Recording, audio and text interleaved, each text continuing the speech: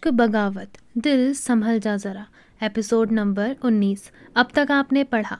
रुद्रांश को अपने किए का पछतावा तो हो ही चुका था, क्योंकि रुद्रांश के सामने आकृति ने उसकी सारी गलतियां लाकर रख दी थी। पर फिर भी रुद्रांश हार नहीं मानना चाहता था। वह आकृति को किसी भी तरीके से अपना बनाना चाहता था। इसलिए उसने जब यह कहा कि वो एक बार अपने परिवार वालों के बारे में सोचे, तो आकृति तीखी नजरों से रुद्रांश को देखने लगी। आइए देखते हैं क्या रुद्रांश की बातों का असर होता है आकृति पर। क्या आकृति रुद्रांश को माफ करती है? चलिए जानते हैं। अब कहानी को हम आगे बढ़ाएंगे और जानेंगे कि इन दोनों के बीच में अब क्या होता है। अब आगे रुद्रांश की बातें आकृति ने सुनी तो उसका गुस्सा कम तो नहीं हुआ था। ये बात रुद्रांश समझ चुका था। पर जब रुद्रांश ने आकृति से यह कहा कि वह परिवार वालों के बारे में तो सोचे, तो आकृति रुद्रांश की तरफ देख कर बोली। आकृति बोली, प्लीज बंद करो ये परिवार के नाम पर मुझे बार बार डराना।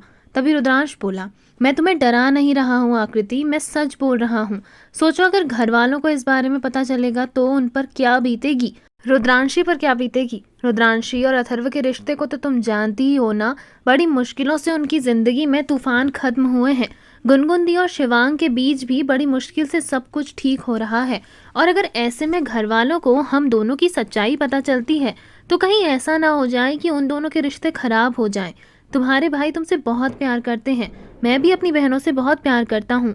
तो तुम्हारे भाई कभी बर्दाश्त नहीं कर पाएंगे कि मेरी गलती के कारण तुम दुखी हो। प्लीज़ एक बार मुझे माफ़ करके देखो। मैं कसम खाता हूँ मैं कभी तुम्हारी इज्जत पर, तुम्हारे मान सम्मान पर और तुम्हारे आत्मसम्मान पर कोई ठेस नहीं पहुँचने दूंगा। तभी आकृति बोली, प्लीज़ रुद्रांश चले जाओ यहाँ से। मुझे ये सब कुछ सोचने के लिए थोड़ा वक्त चाहिए और तब तक तुम मेरे आस पास नहीं आओगे। प्लीज़ जाओ अब यहाँ से। इतना कहकर आकृति ने रुद्रांश की ओर देखकर मुंह फेर लिया। रुद्रांश समझ चुका था कि शायद आकृति को इतनी आसानी से नहीं मनाया जा सकता है। आकृति के दिल पर काफ़ी गहरी ठेस लगी हुई है। शायद आकृति को थोड़ा समय देना चाहिए। लेकिन उसे इस बात की तसल्ली हो चुकी थी कि आकृति उसके बारे में सोचेगी ज़रूर और शायद उसे माफ़ भी कर दे। इसलिए रुद्रांश बिना कुछ कहे वहाँ से जाने को हुआ कि तभी उसने कुछ सोचा और वह आकृति के करीब आया। आकृति को एहसास नहीं था कि रुद्रांश उसके इतने करीब आ चुका है। आकृति कुछ समझ पाती उससे पहले ही रुद्रांश ने आकृति को पीछे से ही जोर से गले लगा लिया और अपनी ठोडी को उसके कंधे पर रखते हुए बोला। रुद्रांश बोला, मुझे माफ़ कर दो, मैं तुमसे सचमुच बहुत प्यार करता हूँ और ये एहसास मुझे तब हुआ जब मैं तुमसे दूर हुआ। प्लीज़ मुझे माफ़ कर दो, मैं तुमसे सच में बहुत प्यार करता हूँ। इन 7 महीनों में मैंने खुद को तड़पते हुए देखा है तुम्हारे लिए। तुमसे बात करने के लिए मैंने ज़मीन आसमान एक कर दिया, पर तुमने मुझे मौका ही नहीं दिया। और अब जब मैंने सारी कोशिशें छोड़ दी हैं, मैं हार मान बैठा हूँ, तब मुझे भगवान ने तुमसे मिलाया। और सिर्फ मिलवाया ही नहीं बल्कि हम दोनों के बीच एक रिश्ता भी कायम किया, जिससे हम दोनों के परिवार आपस में जुड़ गए। प्लीज़ आकृति, मेरी गलतियों को भूल जाओ। अमृता, मैं तुमसे बहुत प्यार करता हूँ और मैं तुम्हारे लिए वही रुद्र बनना चाहता हूँ जैसा रुद्र तुम चाहती थी, जिससे तुम प्यार करती थी। प्लीज़। इतना कहकर रुद्रांश चुप हो गया, लेकिन आकृति ने कुछ नहीं कहा। तभी आकृति को महसूस हुआ कि उसका कंधा गीला हो चुका है। वो समझ गई थी कि रुद्रांश की आंखों से आंसू बह रहे हैं, पर उसके दिमाग में और उसके दिल में काफ़ी उथल पुथल मच रही थी। दिल दिमाग दोनों एक दूसरे पर हावी हो रहे थे। इसलिए उसने रुद्रांश की ओर देखना भी गवारा नहीं समझा। रुद्रांश को जब समझ में आया कि आकृति को उसे थोड़ा समय देना चाहिए, ये सोचकर वो कमरे से बाहर चला गया। उसके कमरे से बाहर जाते ही आकृति ने पीछे मुड़कर देखा तो कमरे में कोई नहीं था। आकृति ने बालकनी का दरवाज़ा बंद किया और पर्दा लगाकर वो अपने बिस्तर के पास चली गई। उसने ब्लैंकेट ओढ़ा और फिर सोने की कोशिश करने लगी, लेकिन शायद आज नींद उसकी आंखों से कोसों दूर रहने वाली थी। उसके दिमाग में रुद्रांश की कही हर बात घूम रही थी। वह यही सोच रही थी कि अगर घर वालों को सब कुछ पता चल जाएगा तो सबका क्या रिएक्शन होगा। क्या रुद्रांश सचमुच बदल चुका है? क्या उसे माफ़ कर देना चाहिए? क्या आकृति रुद्रांश को एक मौका दे सकती है? ऐसे कई सवाल उसके दिमाग में घूम रहे थे, पर उसका दिल इस बात को मान चुका था कि रुद्रांश बदल चुका है। जो गलती रुद्रांश ने अपने दोस्तों के बहकावे में आकर और सिर्फ एक मामूली सी घटिया शर्त को जीतने के लिए की थी, वो गलती अब शायद कभी नहीं दोहराई जाएगी। शायद उस शर्त को जीतने के लिए रुद्रांश के अहम को चोट पहुंचाई गई थी। खैर आकृति रुद्रांश को माफ करेगी या नहीं ये तो सिर्फ आकृति ही जानती थी, लेकिन रुद्रांश को अपनी गलती का पछतावा हो चुका था। रुद्रांश की आंखों से भी इस समय नींद गायब थी। वह आकृति के बारे में ही सोच रहा था। कमरे में पहुंचते ही ऐश्वर्या ने अरविंद की तरफ देखकर बड़ी ही तीखी नजरों से कहा। ऐश्वर्या बोली, क्यों आए हो तुम यहाँ? तभी अरविंद बोला, अपनी बच्ची से मिलने। तुमने तो मुझे बताया भी नहीं कि मेरी बेटी है तुम्हारे पास, और मुझसे पूछती हो कि मैं यहाँ क्यों आया हूँ। तभी ऐश्वर्या बोली, रूही तुम्हारी बेटी नहीं है, समझी तुम? तभी अरविंद बोला, ये बोलने वाली तुम होती कौन हो ऐश्वर्या? तभी ऐश्वर्या अरविंद की तरफ देखकर बोली। ऐश्वर्या बोली, मैं रूही की माँ हूँ, लेकिन तुम रूही के बाप नहीं हो। रूही का बाप शिवांग है। जैसे ही ऐश्वर्या ने गुस्से में अरविंद से ये बात कही थी कि एक जोरदार थप्पड़ ऐश्वर्या के गालों से जा लगा। अरविंद गुस्से से उसे घूरते हुए ऐश्वर्या की ओर ही उसे देखकर बोला। अरविंद बोला, अपनी गंदी जुबान से ऐसी गंदी और नीच बात दोबारा की तो मुझसे बुरा कोई नहीं होगा। समझ में नहीं आ रहा कि तुम इतनी कैसे गिर सकती हो ऐश्वर्या, कि तुम एक हंसता खेलता परिवार उजाड़ने का सोच रही हो। मैं अच्छे से जानता हूँ रूही किसकी बेटी है, इसलिए अपना ये झूठ किसी और के सामने बोलना। और अगर दोबारा तुमने मुझसे ऐसा कहा कि रूही मेरी नहीं शिवांग की बेटी है, तो मैं पूरे परिवार वालों को तुम्हारी असलियत बता दूंगा। अभी तो मैंने परिवार में से किसी को भी तुम्हारी असलियत नहीं बताई है, और सिर्फ मैंने ही नहीं बल्कि गुनगुन ने भी नहीं बताई है किसी को। जैसे ही अरविंद ने गुनगुन का नाम लिया तो ऐश्वर्या हक्की बक्की रह गई और उसे चौंकते हुए अरविंद को देखने लगी। ऐश्वर्या बोली, ये तुम क्या बोल रहे हो? तो वहीं अरविंद ऐश्वर्या की बात का जवाब देते हुए बोला। अरविंद बोला, क्यों चौंक गई ना? ये सोच रही थी ना कि तुम्हारी सच्चाई गुनगुन को कैसे पता चली? गुनगुन तुम्हारी सच्चाई बहुत पहले से जानती है, तब से जब से तुम्हारे बारे में उसे पता चला है। जिस दिन तुम यहाँ आई उसके ही अगले दिन उसने तुम्हारे बारे में सारी जानकारी निकालना शुरू कर दी थी, और जब उसे मेरे बारे में पता चला तब उसने मुझसे कांटेक्ट किया। उसने तुम्हारी हर एक एक चाल के बारे में मुझे बताया। मैं तभी समझ गया था कि मुझे छोड़ने के पीछे तुम्हारा क्या कारण था, और मैं बेवकूफ़ आज भी यही समझता रहा कि शायद मेरी ही कोई गलती थी। लेकिन गुनगुन की बातें सुनने के बाद मुझे यकीन हो गया था कि मेरी कोई गलती नहीं थी। मेरी गलती बस इतनी थी कि मैंने तुमसे सच्चा प्यार किया। मैंने हर परिस्थिति में तुम्हें खुश रखने की कोशिश की, लेकिन तुम वो लड़की हो जिसे चाहे कितना भी मिल जाए वो कभी खुश नहीं रह सकती। मुझे छोड़ने के बाद तुमने सबसे झूठ कहा कि मैंने तुम्हें धोखा दिया। तभी ऐश्वर्या बोली, मैंने कोई झूठ नहीं बोला था। मैंने जो कुछ भी कहा वो सच कहा, और किया ही क्या है तुमने मेरे लिए जो मैं तुम्हारे साथ रहती? तभी ऐश्वर्या की बात सुन अरविंद बोला, मैंने तुम्हारे लिए क्या किया है? जानना चाहती हो तो सुनो ऐश्वर्या, मैंने तुम्हारी वजह से अपना परिवार छोड़ा, अपने पेरेंट्स का दिल दुखाया। मेरी बहन कहती रही कि तुम मेरे लिए ठीक नहीं हो, लेकिन मैंने उसकी बात नहीं मानी, और आज देखो उन सब की कही हुई एक एक बात सच हुई है। तुम जैसी लड़की किसी की सगी नहीं हो सकती। जानती हो क्यों? क्योंकि तुम्हारे लिए सबसे बढ़कर है पैसा, ऐसो आराम, शानो शौकत। तुम बस इन्हीं में जीना जानती हो, और इसलिए तुम शिवांग के आगे पीछे मंडरा रही हो। अरे तुमने तो उसका घर बर्बाद करने में कोई कसर नहीं छोड़ी। वो तो गुनगुन एक दिमागदार लड़की है जिसे अच्छे से पता है कि अच्छा और बुरा क्या है, कौन उसे मिसगाइड कर रहा है और कौन उसका बुरा चाहता है। वो अच्छे से जानती है, इसलिए तुम्हारे जाल में नहीं फंसी वो। और अब तक तो शिवांग को भी उसने सारी सच्चाई बता दी होगी। मैं बहुत खुश हूँ उन दोनों के लिए। तभी ऐश्वर्या बोली, बस करो तुम अपना तमाशा, और ये गुनगुन की तारीफें करना बंद करो। मैं नफरत करती हूँ उससे। मैं शिवांग से प्यार करती हूँ और शिवांग सिर्फ मेरा है। तभी अरविंद बोला, ये सिर्फ तुम्हारे सपनों में होगा, और ध्यान रहे हम कुछ ही दिनों में यहाँ से चले जाएंगे। मुझे पता है तुमने घर वालों के सामने 1 महीने का नाटक क्यों किया है, ताकि तुम इन 1 महीने में कुछ ना कुछ ऐसा करो जिससे घर वालों को ये लगे कि मैं एक बेस्ट हस्बैंड नहीं हूँ। पर याद रखना, अगर तुमने कुछ भी उल्टा सीधा करने की कोशिश की तो मैं तुम्हारी सारी सच्चाई घर वालों के सामने ला दूंगा। वैसे भी शिवांग तो तुम्हारी सच्चाई जान ही चुका है। गुनगुन ने उसे सारी सच्चाई बता ही दी होगी अब तक तो। तुम्हें क्या लगता है वो दोनों पति पत्नी हैं? शिवांग तुम्हारे बारे में गुनगुन को और गुनगुन तुम्हारे बारे में शिवांग को आपस में नहीं बताएंगे क्या? हर कोई तुम्हारी तरह नहीं होता जो सच छुपा कर बैठा रहता है। पति पत्नी के बीच में कोई पर्दा नहीं होता ऐश्वर्या। पर तुम्हारे लिए ये बात बेकार है। ना ही तुमने पति पत्नी के बीच की मर्यादा का पालन किया है, और ना ही दोस्ती के बीच की दोस्ती तक को सीमित रखा है।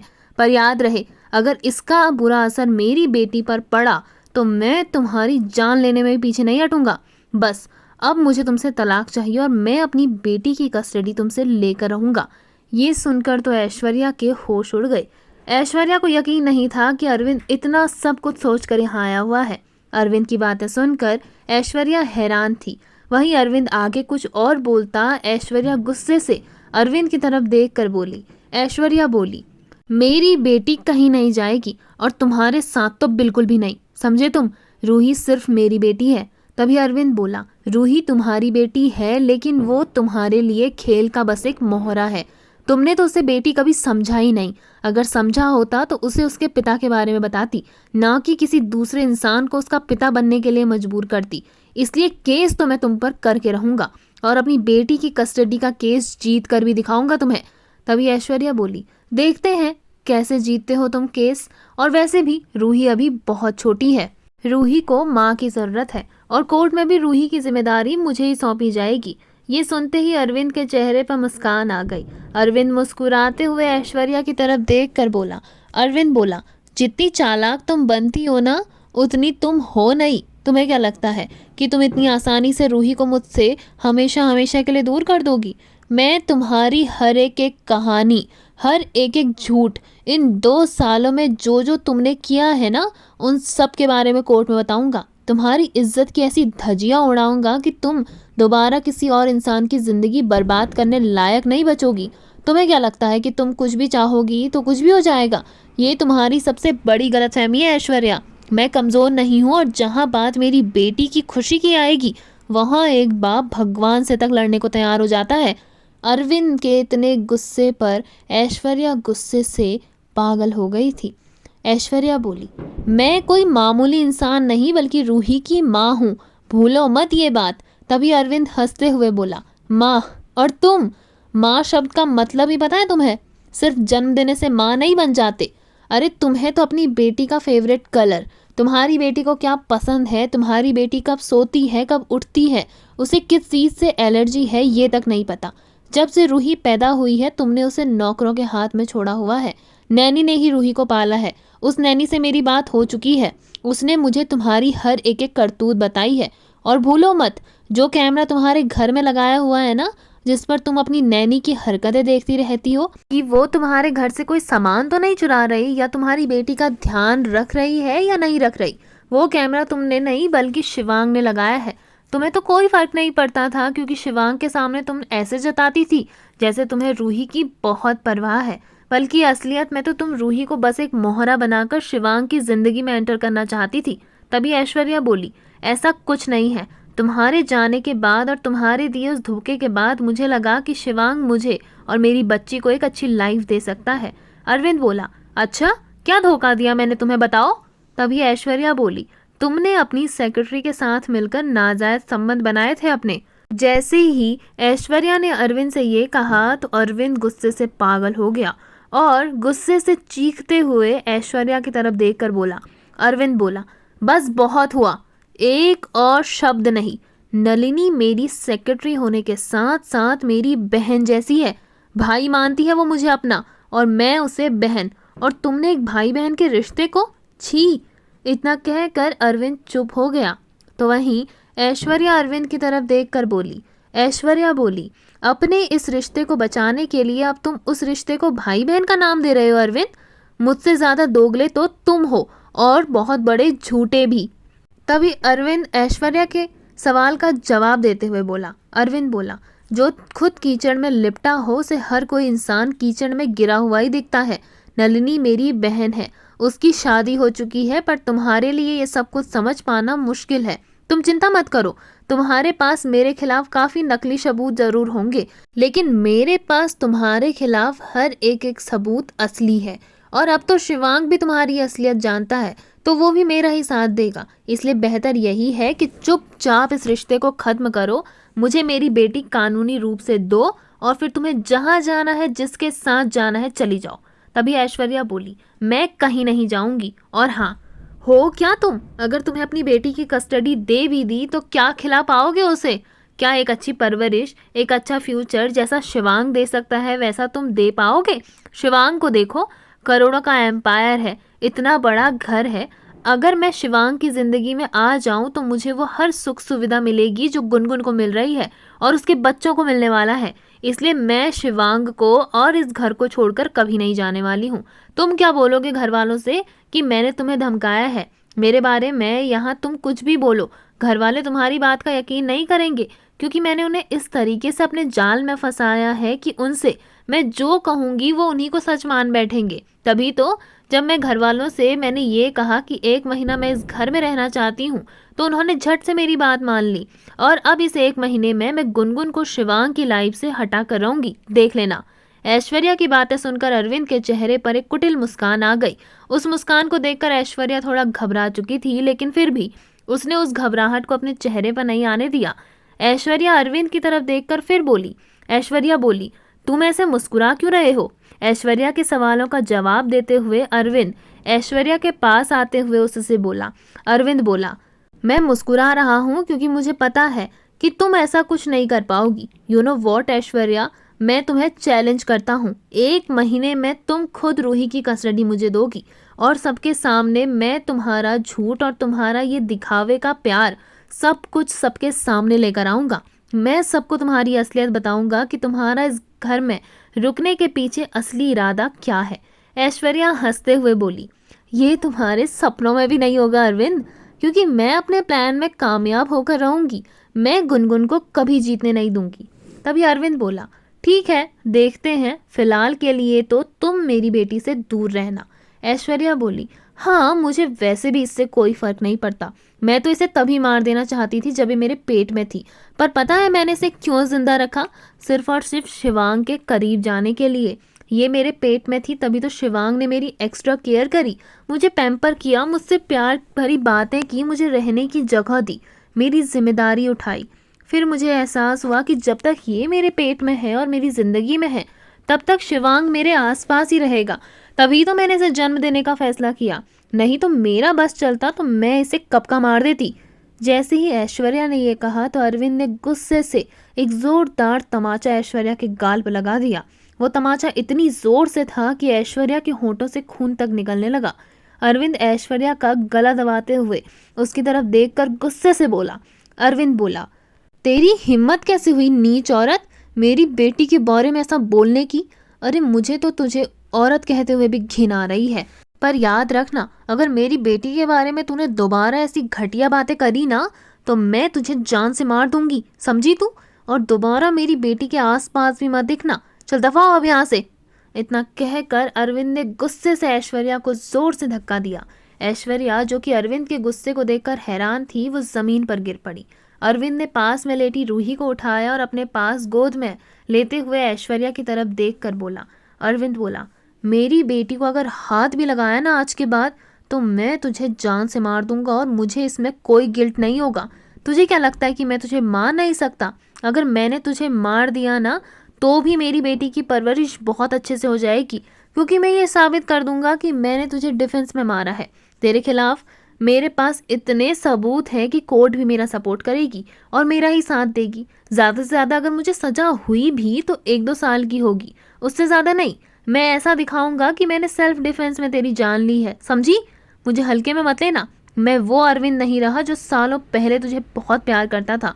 मैं बदल चुका हूँ और जिस स्टेटस के बारे में तू शिवांग के साथ रह रही है ना, वो स्टेटस तो तुझे कभी नहीं मिलने वाला है। ना तुझे शिवांग का प्यार मिलेगा, ना रुपया पैसा, ना जायदाद, ना ही कुछ और। पर मेरी बेटी को ये सब कुछ मिलेगा क्योंकि उसका बाप इतना कमाता है कि मेरी बेटी जिस पर हाथ रख दे वो चीज़ उसकी हो सकती है। जैसे ही ऐश्वर्या ने अरविंद के मुंह से ये सुना तो उसके तो होश उड़ गए। उसे समझ नहीं आ रहा था कि अरविंद ने अभी अभी उससे क्या कहा। खैर, वो कुछ समझ में पाती उससे पहले ही अरविंद रूही को लेकर उस कमरे से जुड़े दूसरे कमरे की तरफ चला गया। वो कमरा गेस्ट रूम के अंदर एक स्टडी रूम था, इसलिए अरविंद अपनी बेटी को लेकर उस रूम में सोने वाला था। उसने ऐश्वर्या को जाते जाते ये भी कह दिया था कि अगर ऐश्वर्या ने उनके झूठे रिश्ते की सच्चाई किसी के सामने खोली तो वो सबके सामने ऐसे ऐसे राज खोलेगा कि घरवाले खुद उसे धक्के मार कर इस घर से बाहर निकालेंगे। ऐश्वर्या अरविंद की धमकी से डर चुकी थी। अरविंद ने गुस्से से दरवाजे को बंद किया और अपनी बेटी के साथ स्टडी रूम में सोने लग गया। वहीं ऐश्वर्या, जिसे अंदाजा भी नहीं था कि अरविंद इस कदर उससे गुस्सा होगा, उसे यही लग रहा था कि वो अरविंद को पहले की तरह बहला फुसला कर, डरा धमका कर इस घर से चलता कर देगी। लेकिन उसे अंदाजा हो चुका था कि यह अरविंद वो नहीं है जिसे वो भोला, मासूम और किसी से लड़ाई ना करने वाला समझती थी। ये अरविंद तो आग है, और अगर वो इस आग में हाथ डालेगी तो जल जाएगी। लेकिन अरविंद की कही बातें ऐश्वर्या के दिमाग में घूम रही थी। अरविंद के वहां से जाते ही ऐश्वर्या ने अपना फोन निकाला और उसमें अरविंद का पूरा नाम डालते हुए अरविंद के बारे में सर्च करने लगी। कुछ सालों में उसने अरविंद को पूरी तरीके से भुला दिया था। उसे अंदाजा भी नहीं था कि अरविंद उसके बाद कितना ग्रो कर चुका है। अरविंद अब कोई मामूली इंसान नहीं रहा था। वो बहुत बड़ा बिजनेसमैन बन चुका था, जिसके पास करोड़ों की संपत्ति है और जिसका अकेला मालिक वो है। जैसे ही ऐश्वर्या ने अरविंद की नेटवर्थ देखी, उसके तो पैरों तले जमीन खिसक गई। ऐश्वर्या ने जब अरविंद की नेटवर्क देखा तो उसका करोड़ों का बिजनेस हो चुका था, तो उसे बहुत हैरानी हुई। उसने जब कैलकुलेशन किया तो उसे पता चला कि अरविंद उसके पिता से भी ज़्यादा कमाई करने वाला बिजनेसमैन बन चुका है। ये देखकर तो ऐश्वर्या पूरी तरीके से दंग थी। अब उसे अपने किए पर शर्मिंदगी होने लगी कि अगर वो अरविंद के साथ रहती तो शायद वो इन सब की अकेली मालकिन होती। वो शिवांग के साथ अपनी बटी हुई संपत्ति और एक दोहरे रिश्ते में रहने की कोशिश कर रही थी, जिसमें भी वो सफल नहीं हो सकी, क्योंकि शिवांग वन मैन वुमेन था, जिसकी जिंदगी में सिर्फ और सिर्फ एक ही औरत रह सकती थी। दूसरी औरत कभी नहीं रह सकती थी, जिस बात का अंदाजा ऐश्वर्या को जल्दी हो चुका था। खैर, अब तो कुछ नहीं हो सकता था। अरविंद उसे अपनाता नहीं और शिवांग की जिंदगी में वो कभी एंटर नहीं कर सकती थी, लेकिन फिर भी वो हार मानने वालों में से नहीं थी। ऐश्वर्या कभी हार जाए ऐसा तो हो ही नहीं सकता। अरविंद की जिंदगी में अब उसे वापस अपनी जगह पानी थी, लेकिन शिवांग और गुनगुन के रिश्ते को हमेशा हमेशा के लिए खत्म करके। वो कभी नहीं चाहती थी कि गुनगुन अपने इस मकसद में जीत जाए, इसलिए उसने मन ही मन में कसम खाई कि वो गुनगुन को कभी नहीं जीतने देगी। वो शिवांग और गुनगुन को हमेशा हमेशा के लिए अलग कर देगी। और अब उसने सोच लिया था कि अगर उसे एक अच्छी लग्जूरियस लाइफ चाहिए तो उसे अरविंद के पास वापस जाना होगा। लेकिन अरविंद उसे इतनी आसानी से नहीं अपनाएगा, इसलिए अब उसे कुछ ऐसा करना होगा जिससे अरविंद को उसे अपनाना ही पड़े। ऐश्वर्या के दिमाग के घोड़े दौड़ने लग गए थे। उसके दिमाग में कुछ तो चल रहा था, लेकिन क्या, ये अभी भी कोई नहीं जानता था सिवाय उसके। खैर, रात बीत चुकी थी। वो एक कुटिल मुस्कान के साथ मुस्कुराते हुए सो चुकी थी। रात बीती और सवेरा हुआ। सूर्य की पहली किरण ने राठौर मेंशन में उजाला किया। रुद्रांशी ने सुबह सुबह आरती की और आरती के बाद उसने सभी घर वालों को एक गुड न्यूज़ दी, जिसे सुनकर घर वाले बहुत खुश थे। जैसे ही रुद्रांशी ने सभी घर वालों को ये बताया कि वो प्रेग्नेंट है, तो घर वाले खुशी से झूम उठे। अथर्व तो हैरानी से रुद्रांशी को देख रहा था। जब उसे इस बात का यकीन हुआ कि रुद्रांशी कोई प्रैंक नहीं कर रही है, तो वो तो इतना खुश हुआ कि उसने खुशी के मारे रुद्रांशी को गोद में उठा लिया और डांस करने लगा। घर वाले उसे ऐसा करने से रोक रहे थे कि इस हालत में रुद्रांशी को इस तरीके से मत उठाओ, लेकिन अथर्व, उस पर तो किसी बात का कोई असर ही नहीं हो रहा था। घर में हर कोई खुश था। सभी लोगों को हंसते मुस्कुराते देख थोड़ी ही देर में वहां पर अरविंद और ऐश्वर्या वो दोनों भी आ गए। अरविंद ने जब सबको मुस्कुराते हुए और इतना खुश देखा तो वो भी सबकी तरफ देखकर बोला। अरविंद सभी की तरफ देखकर बोला। अरविंद बोला, गुड मॉर्निंग एवरीवन, कैसे हैं आप सब लोग? तो वहीं घर वाले बोले, गुड मॉर्निंग अरविंद, ऐश्वर्या, आओ बैठो। तभी अरविंद फिर बोला, बैठ तो हम जाएंगे आंटी जी, लेकिन आप सब लोग सुबह सुबह इतने खुश हैं, क्या बात, कोई गुड न्यूज़ है क्या? तभी रागिनी जी हाथों में मिठाई लेते हुए बोली, हाँ बेटा, बहुत बड़ी गुड न्यूज़ है, ये लो, पहले तुम दोनों मिठाई खाओ। जैसे ही रागिनी जी ने अरविंद और ऐश्वर्या को मिठाई दी तो अरविंद रागिनी जी की तरफ देखकर एक बार फिर बोला। अरविंद रागिनी जी से बोला, पर आंटी जी, मिठाई किस खुशी में, बताइए तो सही, आखिर क्या न्यूज़ है? तभी रागिनी जी बोली, अरे हमारे घर में नन्हा मेहमान आने वाला है, हमारी बहू उम्मीद से है। जैसे ही अरविंद ने रागिनी जी की ये बात सुनी तो उसके चेहरे पर मुस्कान आ गई और वो मुस्कुराते हुए उनकी तरफ देखकर बोला। अरविंद बोला, क्या सचमुच? कॉन्ग्रेचुलेशन आपको आंटी जी, बहुत बहुत बधाई, दादी बनने वाली हैं आप। तभी रागिनी जी बोली, हाँ बेटा, मैं बहुत खुश हूँ। रुद्रांशी, अथर्व, ये खुशी ना दुनिया की सबसे अनोखी खुशी होती है। माँ जी, आप ठीक कहती थी। सारी खुशी एक तरफ और दादी बनने की खुशी एक तरफ। आज मैं समझ पा रही हूँ कि जब मैंने आपको पहली बार ये खबर बताई थी तो आप इतनी खुश क्यों थी। क्योंकि आज मैं उसी जगह पर हूँ जहाँ सालों पहले आप थी। तभी कलावती जी मुस्कुराते हुए बोली, बेटा, ये तो प्रकृति का नियम है। बदलाव हमेशा होता रहता है, लेकिन परिस्थितियां वही रहती हैं। आज जिस जगह तुम हो उस जगह कभी मैं थी, और कुछ समय बाद जिस जगह तुम हो उस जगह हमारी छोटी दुल्हन सौम्या भी होगी। क्यों सौम्या? तभी सौम्या जी मुस्कुराते हुए बोली, पर माँ जी, मैं तो अभी भी उसी जगह हूँ। रुद्रांशी ने मुझे भी तो छोटी दादी बनाया है। अब बस गुनगुन, मुझे ये खुशी तुमसे भी बहुत जल्दी चाहिए। जैसे ही ऐश्वर्या जी ने ये कहा तो गुनगुन के चेहरे का रंग गुलाबी हो गया। उसके बगल में खड़ा शिवांग भी थोड़ा शर्मा रहा था। खैर, घर वाले बहुत खुश थे, लेकिन ऐश्वर्या गुनगुन के इस गुलाबी चेहरे की रंगत को देखकर बिल्कुल खुश नहीं थी। अभी तक उसका मूड अच्छा था, लेकिन जैसे ही घर वालों ने गुनगुन और शिवांग के बच्चों की बात की तो वो अपसेट हो गई।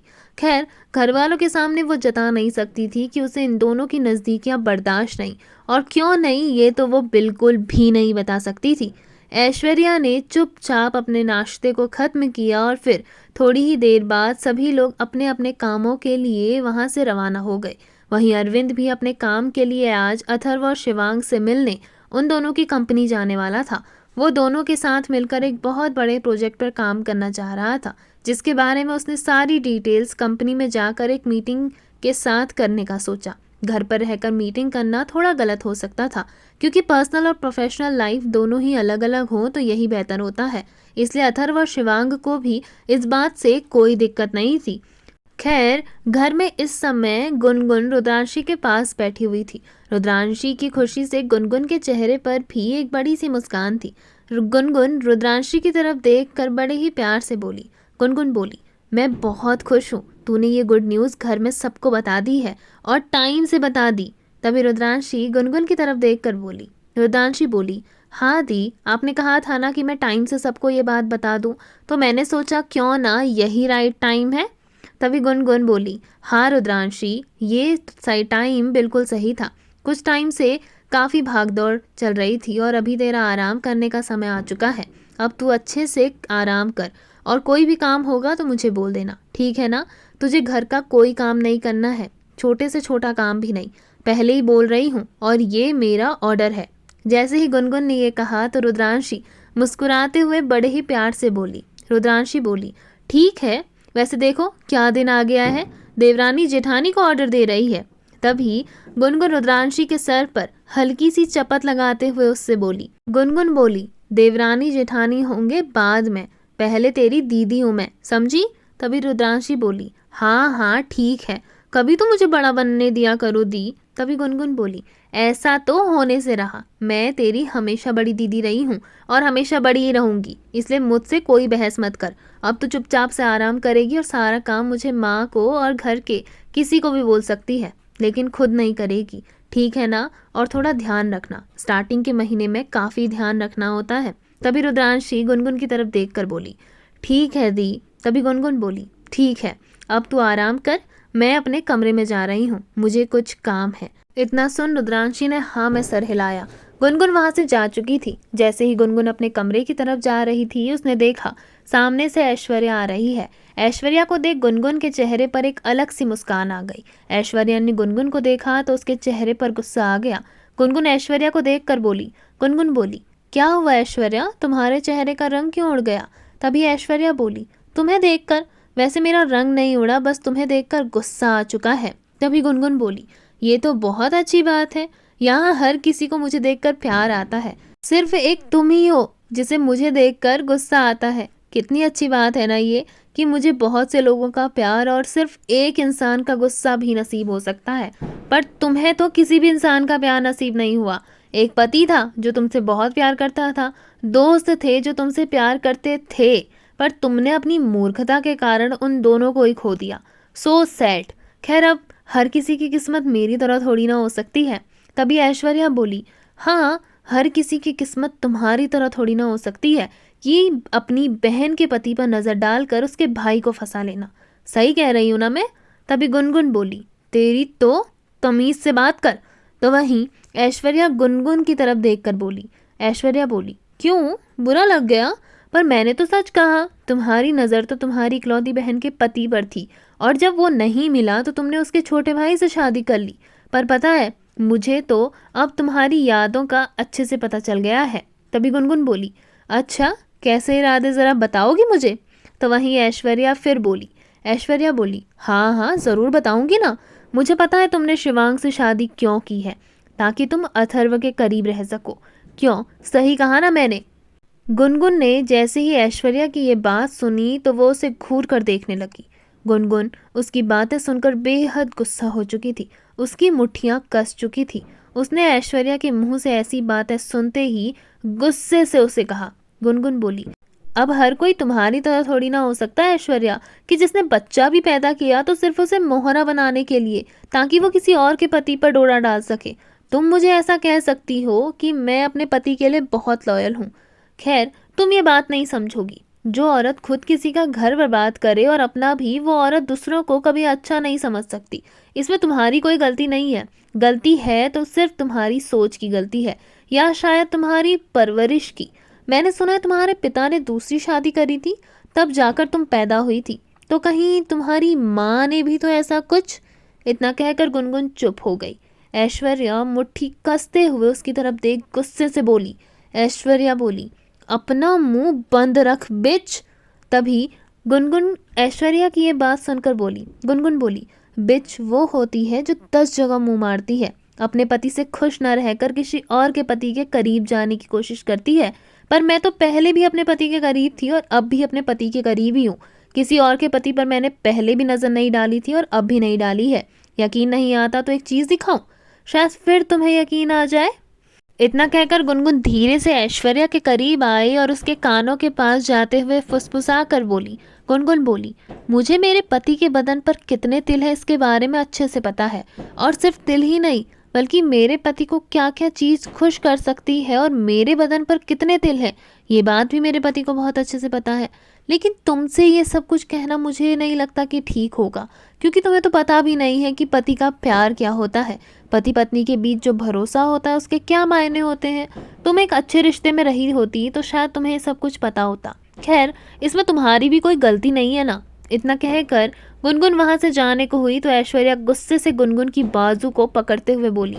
ऐश्वर्या बोली, 1 महीना मैं तुझे चैलेंज करती हूँ। इस 1 महीने में मैं तेरे और शिवांग के बीच इतनी दूरियां पैदा कर दूंगी कि तेरा पति पत्नी के रिश्ते से भरोसा ही उठ जाएगा। तभी गुनगुन फिर बोली, ऐसा ही चैलेंज तूने कुछ दिन पहले भी दिया था ना?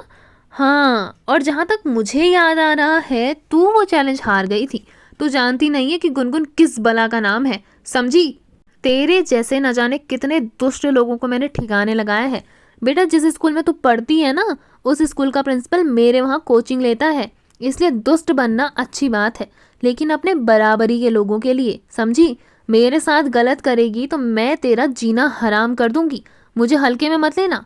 तेरी जैसी को ना मैं मुंह भी नहीं लगाती हूँ। और तुझे क्या लगा कि मैं घर वालों को तेरी सच्चाई नहीं बता सकती? शिवांग तक तेरी सच्चाई जान चुका है। तो तुझे क्या लगता है तू मेरे और शिवांग के बीच में गलतफहमियां पैदा कर देगी? अगर तूने ऐसा कुछ करने की कोशिश भी की ना तो मैं घर वालों को तेरी असली करतूत बता दूंगी। और सिर्फ यही नहीं, बल्कि तूने अरविंद के साथ किस तरीके से सालों तक गलत किया, अरविंद जो इनोसेंट होते हुए भी कसूरवार ठहर गया, उसकी असलियत भी सारे घर वालों के सामने ले आऊंगी, समझी? चल दफा हो यहाँ से। मेरे ही घर में खड़े रहकर मुझे आकर दिखा रही है। कहीं ऐसा ना हो जाए तेरा रिश्ता ना अरविंद के साथ रहे और ना ही रूही के साथ, और इस घर के साथ तो ना तेरा रिश्ता पहले था और ना अब है। तू यहाँ सिर्फ एक मेहमान की तरह रह रही है, तो मेहमान की तरह खा पी और निकल यहाँ से, नहीं तो ऐसी जगह का टिकट कटाऊंगी ना कि वापस आने का मौका भी नहीं मिलेगा। इतना कहकर गुनगुन गुस्से से ऐश्वर्या को इग्नोर करते हुए वहां से चली गई। गुनगुन का ये गुस्सा देखकर ऐश्वर्या हैरान थी, लेकिन वो अभी भी हार मानने वालों में से नहीं थी। उसने सोच लिया था कि अगर वो खुश नहीं रह पाई तो वो किसी को खुश नहीं रहने देगी। इसलिए उसने तय कर लिया था कि वो कुछ ऐसा करेगी जिससे राठौर परिवार की खुशियां खत्म हो जाएंगी और सारा इल्ज़ाम आएगा गुनगुन के ऊपर। यही सब सोचते सोचते ऐश्वर्या के दिमाग में खतरनाक प्लानिंग बननी शुरू हो चुकी थी। और क्या है वो प्लानिंग, ये तो सिर्फ ऐश्वर्या ही जानती थी और कोई नहीं। आखिर क्या करने वाली है ऐश्वर्या और क्या चल रहा है उसके इस दिमाग में, जानना बेहद दिलचस्प होगा। फिलहाल आप लोग उसकी प्लानिंग जानने के लिए कितना ज़्यादा एक्साइटेड हैं, साथ ही में आप लोगों को कहानी का ये भाग कैसा लगा कमेंट सेक्शन में कमेंट करके ज़रूर बताइएगा।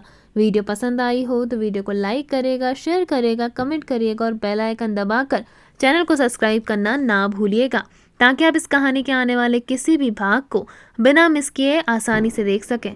तब तक के लिए बहुत बहुत धन्यवाद।